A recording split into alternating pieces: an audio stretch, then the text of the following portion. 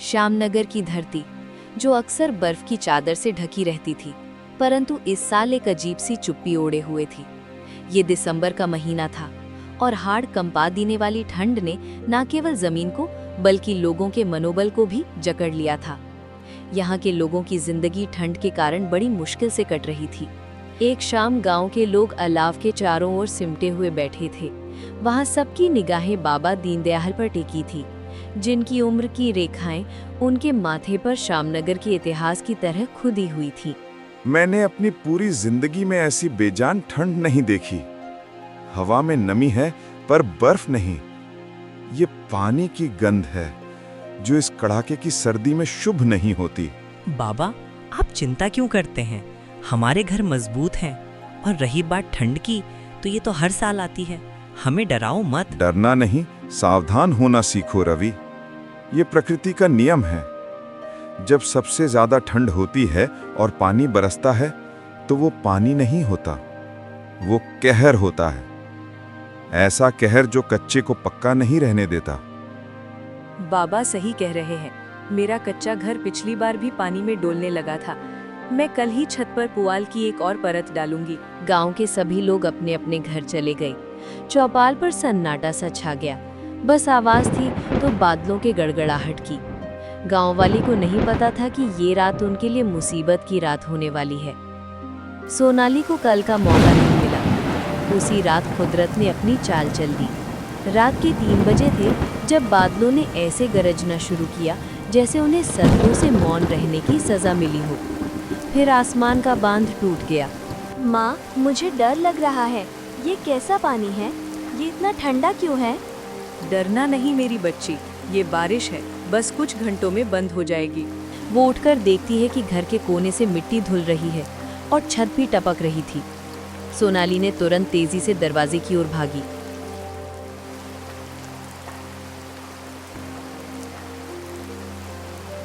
बाहर कदम रखते ही देखती है कि हर जगह कीचड़ और घर के चारों ओर पानी भर गया है। हे राम, अब क्या होगा? घर के चारों ओर तो पानी भरा हुआ है। अब हम कहाँ जाएंगे?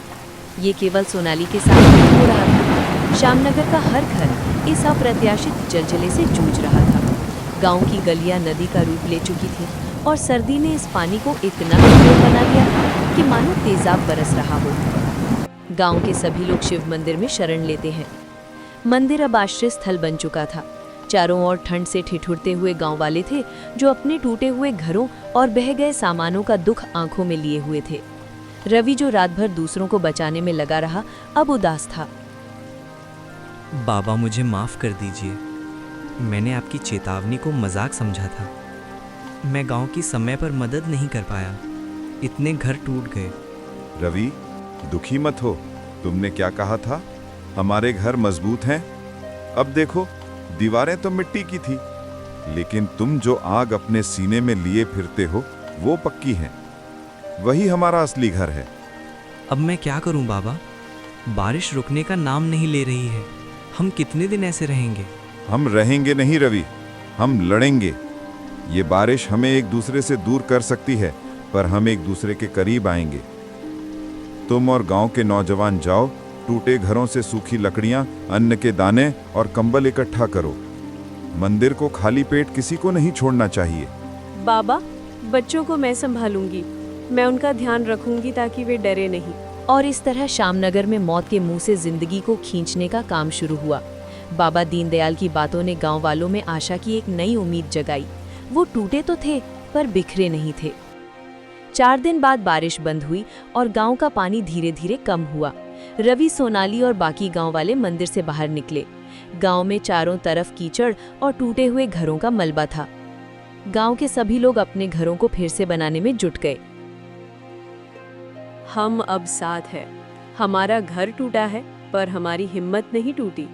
हम एक एक ईंट फिर से रखेंगे और फिर से नया घर बनाएंगे। और श्यामनगर के लोगों ने वैसा ही किया। ये त्रासदी उन्हें ये सिखा गई कि कुदरत चाहे कितनी भी जालिम हो जाए, इंसानी हौसला, प्रेम और एकजुटता उससे कहीं ज्यादा शक्तिशाली होती है। श्यामनगर अब बस एक गांव नहीं था, ये संकल्प का प्रतीक बन गया था।